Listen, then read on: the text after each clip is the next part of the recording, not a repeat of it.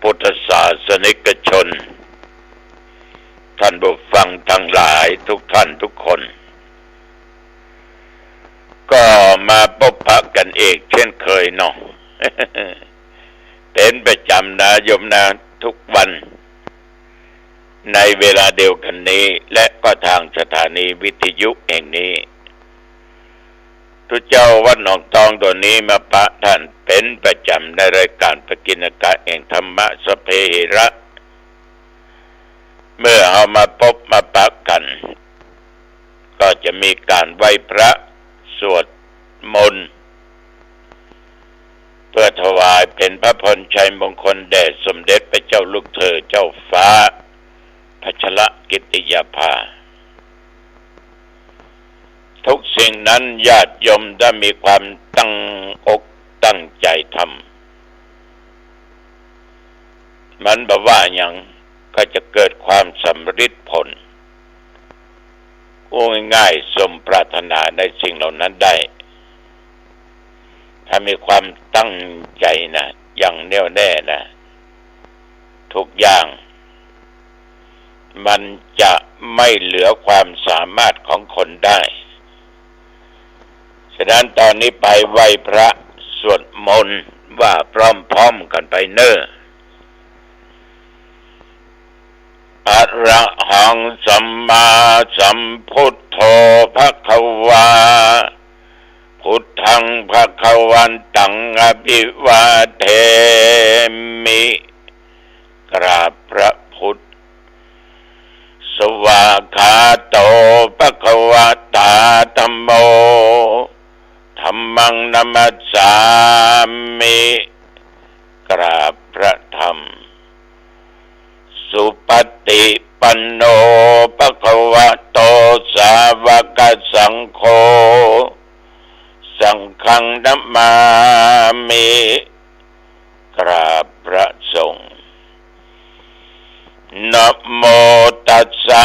ภะคะวะโตอะระหะโตสัมมาสัมพุทธัสสะนะโมตัสสะภะคะวะโตอะระหะโตสัมมาสัมพุทธัสสะนะโมตัสสะภะคะวะโตอะระหะโตสัมมา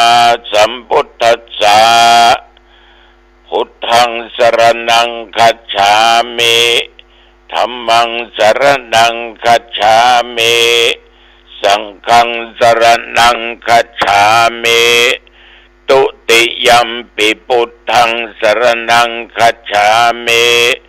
ตุติยัมปิธัมมังสรณังคัจฉามิตุติยัมปิสังฆังสรณังคัจฉามิตติยัมปิพุทธังสรณังคัจฉามิตติยัมปิธัมมังสรณังคัจฉามิตติยัมปิสังฆังสรณังคัจฉามิอิติปิโสภะคะวะอะระหังสัมมาสัมพุทโธวิชาจารณะสัมปันโนสุขโตโลกวิทูอนุตตโรปุริสัทธัมมสารถิ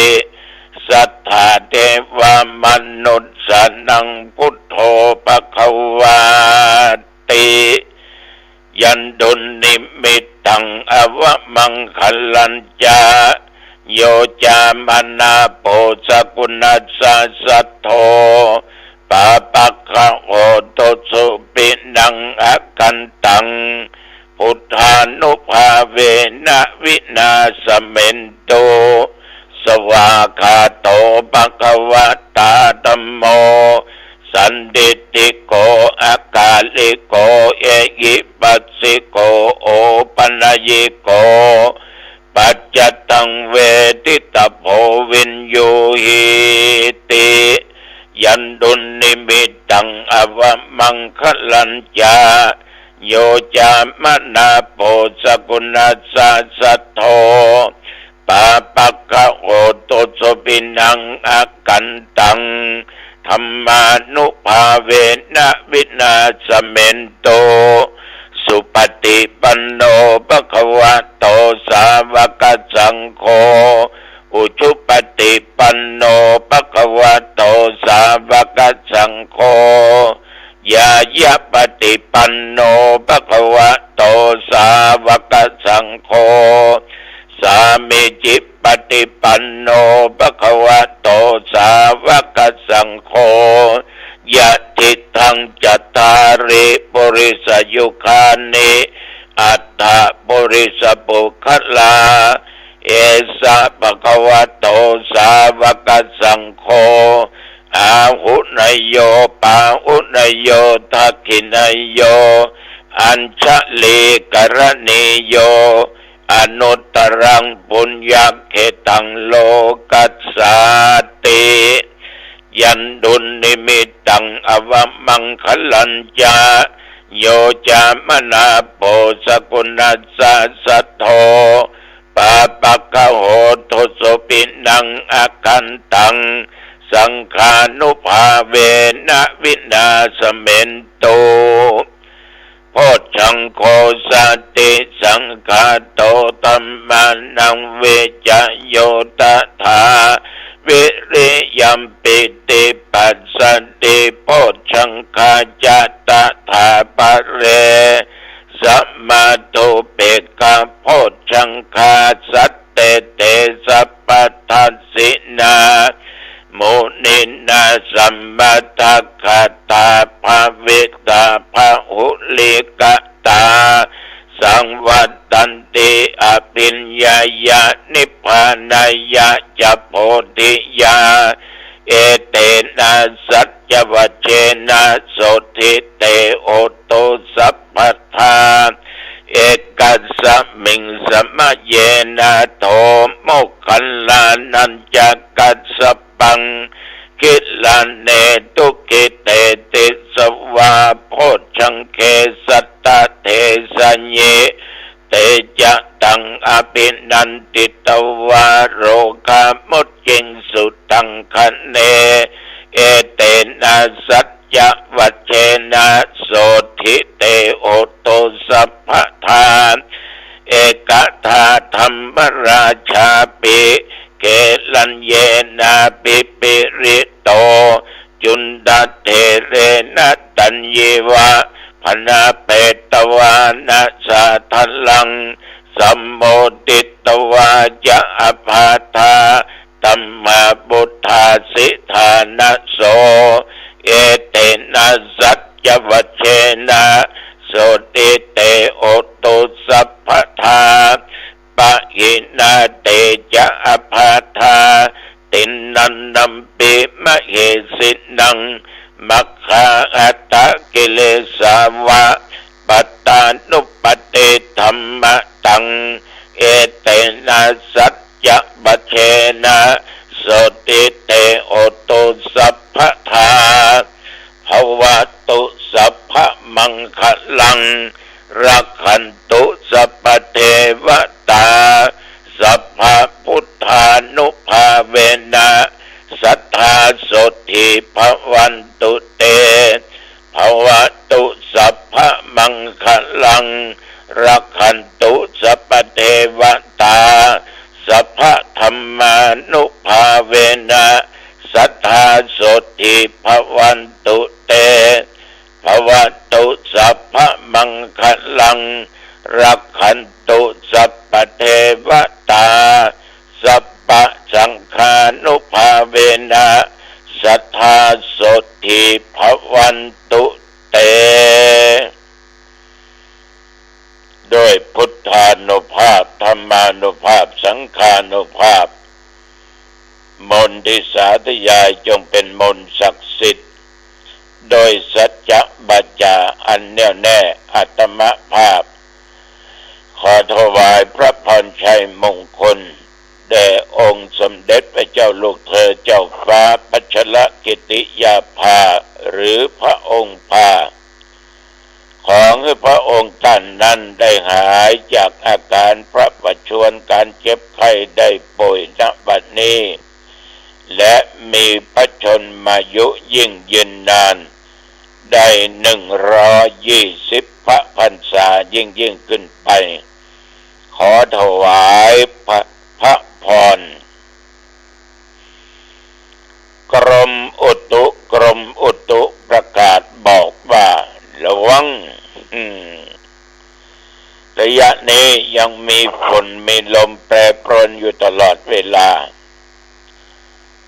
น้ำท่วมระลอกที่2ที่3กับพ่อแม่พี่น้องหลายจังหวัดหลายอำเภอแม้แต่เชียงใหม่เขาก็มีขนาดวัดเจ็ดยอดยังเข้าเนาะคราวที่แล้วเนาะ เอาพอลดรอยมองล่องแม่งแรงปีนี้ก็แปลก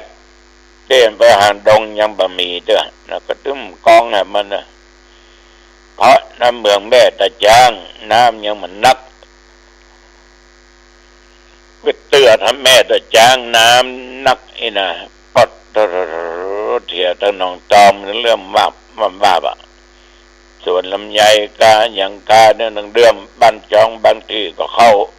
แล้วขังอยู่มึนตัวนะจึงจะแห้งนับตั้งแต่ว่ามาถึงปัจจุบันประเดี๋ยวนี้วัดหนองตองใกล้เคียงเหนือใต้ตกออกฝนตกวันยังค่ำตกตั้งแต่หลายวันมาละสิมันจะห้านักมันก็มาห้าก็ลงหมอกพอให้พอดีเนี่ยหมอกไปที่ไหนก็ลำบากจะเตียวไปหันแบบนี้ก็ลัดฝนพ่องกลางจ้องกลางลงไปพ่องเนี่ยจะเรียกว่ามันตกบะขาดปัจจุบันก็ยังมีมิดมัดอยู่นะได้ยินชาวบ้านบางท่านบางคนก็จมก็บ่นร้อง มันตกอย่างบะล่ำบะเหลือเบาหยุดเบายั้งในฝนเนี่ยเดือดฝนตกอย่างบะล่ำบะเหลือเกิดได้ยินเสียงตอบมาเลยว่าใหญ่กูขัดตกอ่ะมันดีล้นว่ะฉะนั้นห้ามฟ้าห้ามฝนมันห้ามได้นะห้ามแม่มารจะเกิดลูกก็ไม่ได้ห้ามตุเจ้ากระสิกก็แค่ห้ามมาได้แต่ตุเจ้านี่พอห้ามได้ขอได้อยู่ห้ามแม่มารมือเกิดลูกนะมาได้ห้ามฟ้าห้ามฝนมาได้สำหรับอุณหภูมิตะวันมาถึงปัจจุบันนี่ญาติโยมตะวันนี่ก็36 องศาอยู่นะลดมั่งมาเหลือ35เย็นมาหน่อยแต่ทีนี้ปัจจุบันประเดี๋ยวนี้ก็20 องศาตะวันนี่กินของง่ายแล้วก่อมไปไหนเนอะก็อยู่วัดอยู่ว่าพบปะญาติโยมอู้จากันสนทนากันก็มีแม่ออกถึงลูกถึงเต้ามาจากในเมืองเชียงใหม่มาถามมาหลวงพ่อเน้นเพิ่นให้จำวัดผิดนะอันหลวงพ่อเน้นที่เพิ่นเป็นตุหลวงนี่เพิ่นไปทั้งใดแล้วเพิ่นสิกเอาเมียแล้วก็โอ้ถามถึงแก่นึงกันเลยก็บอกว่าหลวงพ่อเน้นเคยอยู่นี่อันนี้ตุเจ้าตองตัวเนี้ยเป็นตุเจ้าอยู่เนี้ยได้เกือบ60 ปีละถ้าจะอู้เป็นเน้นมาก็ได้61 ปีละเป็นตุหลวงมาเมื่ออายุได้20 ป่ายรักษาการเมื่อเป็นเน้นนะแล้วหลวงพ่อเน้นไปอยู่วัดไหนก็บอกไปวัดนั้นเดี๋ยวเพิ่นไปอยู่ละเพิ่นไปอยู่ทางราชบุรีพุ่นเขาก็โมกับเพิ่นนะด้วยเหตุด้วยผลอันใดท่านทั้งหลายค่ำมืดมาก็อาบน้ำอาบผ้าไปเทศนาธรรมที่วัดศาลาตำบลน้ำแพร่งานข่าวดำคนแก่นั้นอายุได้76 ปีหนุ่มเหลือทุกเจ้าไป2 ปีนะก็ปิกมาถึงวัดขึ้นได้แล้วก็ประมาณ3 ทุ่มปลายแก่ฝนตกทำฝนถึงไปถึงปิกนะวันนี้พี่น้องบ้านต้นแก้วบะขามหลวงเนอะต้นแก้วบะขามหลวงพระกันแน่คืนนี้เวลา20 นาฬิกา ในงานข่าวดำอดีตท่านในอำเภอเก่าได้ไปพบไปพักกันเด้อคืนนี้8 โมงที่บ้านต้นแก้วอำเภอสมตองจังหวัดเชียงใหม่พี่น้องศรัทธาสาธุชนญาติโยมท่านผู้ฟังทั้งหลายต้องขอบใจเน้อที่ติดตามฟังรายการนี้แต่ว่าปวินันแก้วบ้านหนองจ้างแม่ริมก็โทรมาลงกำลังอกกำลังใจขอบใจนักเน้อปออาจารย์เน้อปนาเน้อก็เป็นครูคนหนึ่งที่เคยสอนทุเทศมหาญาติกันมหาราชนะปวินันไปก็เคยสอนเคยบอกเคยชี้เคยแนะเคยนำไปที่ไหนมักจะมีญาติโยมท่องถามเกี่ยวกับเรื่องศาสนพิธีบะหมี่ได้ไหวบะหมี่มันก็ได้แต่มันจะยุ่งกันเนาะ มันมีระเบียบเรียบร้อยมันมีแบบมีอย่างบะหมี่แผนที่ปฏิบัติต่างคนต่างอย่างยักไปเลยคนนั้นก็อยากเอาศีลคนนั้นก็อยากเกณฑ์นั้นคนนั้นก็อยากทำอย่างนั้นมันจะยุ่งอย่างฉะนั้นมันจึงมีพิธีแบบอย่างไปเป็นตามขั้นตอนของบรรพศาสนาได้ท่านทั้งหลายในโลกนี้มันมีวิธีปฏิบัติเป็นการเฉพาะตัวของมันอยู่ยกตัวอย่างอย่างเราจะขึ้นนอนเตียงหรือจะนอนหลับจะพักผ่อนเนี่ยบางคนปกติต้องล้างตีนล้างมืออย่างเรียบร้อยล้างหน้าแปรงฟันเนี่ยพอบนเตียงสะอาดก็บางคนก็ปัดบางคนก็ปัดแล้วแต่ใครถือมันไม่ใช่ว่ากระโดดขึ้นเตียงเนี่ยบ่ได้เพิ่นก็ต้องมีพิธีการของเพิ่นพิธีกรรมของเพิ่นขึ้นอย่างใดลงอย่างใดนอนอย่างใดท่านทั้งหลายฉะนั้นวิธีปฏิบัติต่างๆเนี่ยที่เจ้าไทยเนี่ยมีข้อปฏิบัติพิธีกรรมทางศาสนามันมีมาหมดแล้วนะตั้งแต่สมัยพุทธกาลมาละในฐานะที่เขาเป็นชาวพุทธเขาก็ต้องมีเนี่ยอย่างเป็นแบบเป็นอย่างเป็นระเบียบเมื่อมันเป็นอย่างเอี้ยเขาก็ควรศึกษาให้เข้าใจถูกต้อง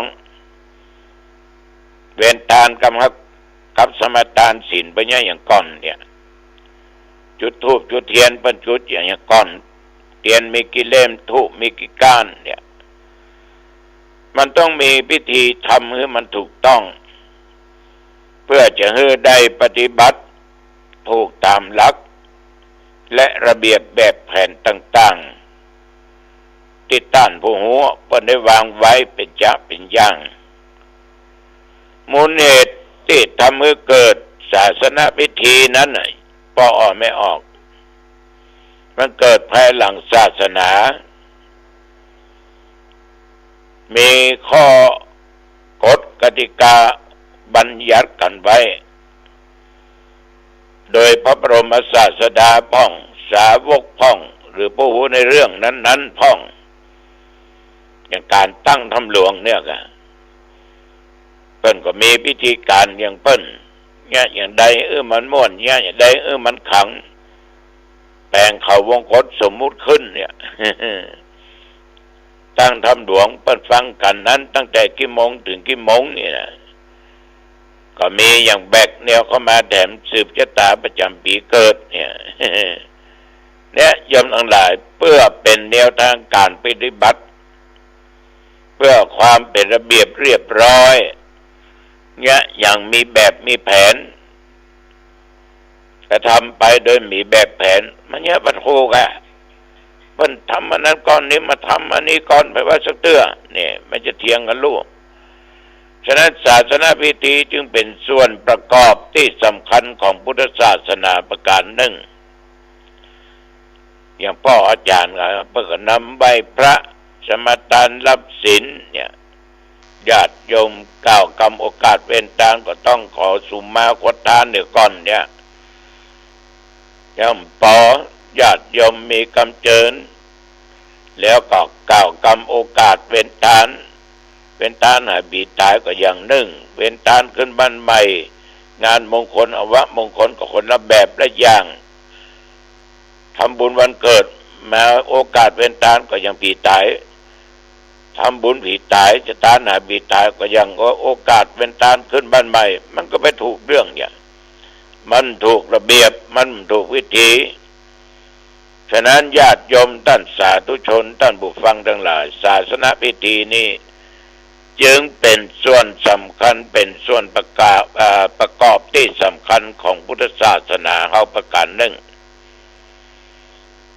เราจะสังเกตได้อย่างหลังจากที่พุทธเจ้าตรัสรู้แล้วได้ส่งสาวกออกไปประกาศเผยแผ่พระพุทธศาสนาในที่ต่างๆพระพุทธองค์ก็ทรงวางหลักการสำคัญเพื่อให้พระสาวกได้ยึดถือเป็นหลักปฏิบัติในการประกาศพระพุทธศาสนาหลักการดังกล่าวที่ปฏิบัติกันมาอยู่ตลอดเวลาเนี่ยไม่ได้ขาดเขาเรียกกันว่าโอวาทปาติโมกข์โอวาทปาติโมกข์ก็หมายถึงคำสอนสำหรับยึดถือเป็นหลักปฏิบัติ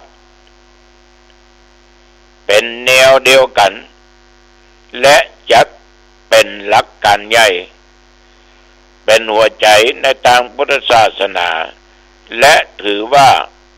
เป็นตัวศาสนาก็ว่าได้ฉะนั้นญาติโยมเอามีศาสนวิธีไว้เพื่อเป็นแบบเป็นอย่างทำให้มันเป็นขั้นตอนถ้าอย่างอันมันจะรู้กันอย่างเขาว่าตะเกียคนนั้นก็เกณฑ์ของอย่างก้อนก้าคนนั้นก็เอาราธนาศีลก้อนก้าออกไปได้ย้ายไว้พระก่อนบางคนก็จะเถียงกันเมื่อเกิดความขัดความแย้งกันขึ้นมาญาติโยมความเป็นระเบียบเรียบร้อยมันจะไม่มีจะไม่เกิดขึ้นมันจะมีแต่ความเดือดร้อนกันมีแต่ความหายนะที่จะติดตามมาฉะนั้นญาติโยมศาสนพิธีจึงจำเป็นต้องมีใครว่ามีก็สุดแต่ทุกเจ้าว่าต้องมีทุกเจ้ายังมีศีล227เน้นยังศีล10ญาติโยมก็5ข้ออุโบสถศีลก็8ข้อก็ยังมีวางไว้ท่านทั้งหลายนี่ขอฝากไม่เนิ่นเอาละวันนี้นี่กินก็ง่ายแล้วแต่มาจะไปเปิดศูนย์เอ็กซเรย์คอมพิวเตอร์ที่โรงพยาบาลอ่างดงที่ผ่านมาถ้าจะเอ็กซเรย์คอมพิวเตอร์ต้องไปสันปะตองต่อไปนี่พ่อแม่พี่น้องอ่างดงมีแล้วเนอะเปิดวันเนี้ยมีห้องละเอ็กซเรย์คอมพิวเตอร์โดยมีทางบริษัทเพิ่นมาจัดตั้งไว้นี่ก็เป็นข่าวดีเกี่ยวกับโรคภัยไข้เจ็บไข้หูว่ามันเป็นไอ้อย่างเพื่อจะได้เอ็กซเรย์พอเอ็กซเรย์ธรรมดามีละเหมือนตมาภาพโปรยมานะเอ็กซเรย์ธรรมดาก็มาหูผลคอมพิวเตอร์ก็มาแน่นอนสดเข้าอุโมงค์ปุ่นที่เชียงใหม่ปุ่นกระดูกทับเส้น ญาติโยมท่านผู้ฟังทั้งหลายเนี่ยมันมีตามขั้นตามตอนมานะก็จึงขอเจริญพรญาติโยมรับทราบเอาละวันนี้จ่าไปมาเป็นเวลาพอสมควรอายุวันโนสุขังปะลังพบกันใหม่โอกาสหน้าเจริญพรชีวิตหรือร่างกายของเราก็เปรียบเสมือนท่อนไม้เหมือนเราเอาท่อนไม้มาประแกะเป็นรูปพระพุทธรูปหรือเอาท่อนไม้มาแกะสลักเป็นรูปต่างๆนั่นแหละต้นไม้ไม่รู้สึกใดๆทั้งสิ้นท่อนไม้ไม่รู้สึกใดๆทั้งสิ้นแต่จิตของเราต่างหากจิตของเราก็เหมือนคนช่างแกะสลักนั่นแหละปรุงแต่งความคิดของตนเอง ไปปรุงแต่งจิตเราก็เป็นเจ้าปรุงแต่งคิดสารพัดคิดทั้งดีใจเสียใจทั้งสุขทั้งทุกข์พอใจไม่พอใจ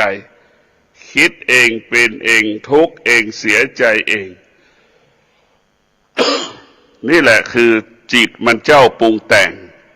จิตมันเป็นเจ้าเล่ห์จิตมันเป็นเจ้าอุบายจิตมันเป็นเจ้าอิจฉาจิตมันเป็นเจ้าหลงหลงสารพัดหลงแต่ท่านทั้งหลายที่มีสติพิจารณาถ้าเราไม่พัฒนาจิตให้จิตเป็นผู้รู้จิตมันจะเป็นผู้หลงหลงตลอดเวลาดังมีคนส่วนหนึ่งทำงานตั้งแต่เมื่อวานนี้แล้วเลิกงานแล้วยังไม่กลับบ้านก็มีอีกจำนวนมากเรียกว่าหลงคนนอกบ้านคนที่ไม่มีธรรมะก็จะหลงคนนอกบ้านคนที่ไม่มีธรรมะจะคิดถึงคนที่อยู่นอกบ้านให้ความสำคัญกับสิ่งที่อยู่นอกบ้านคนที่มีธรรมะก็จะคิดถึงคนอยู่ในบ้านให้ความสำคัญคนที่อยู่ในบ้านเพื่อนอื่นๆสิ่งอื่นๆนี่แหละท่านทั้งหลายธรรมะจะทำให้เห็นกายของเราประกอบไปด้วยพ่อแม่สามีภรรยาลูก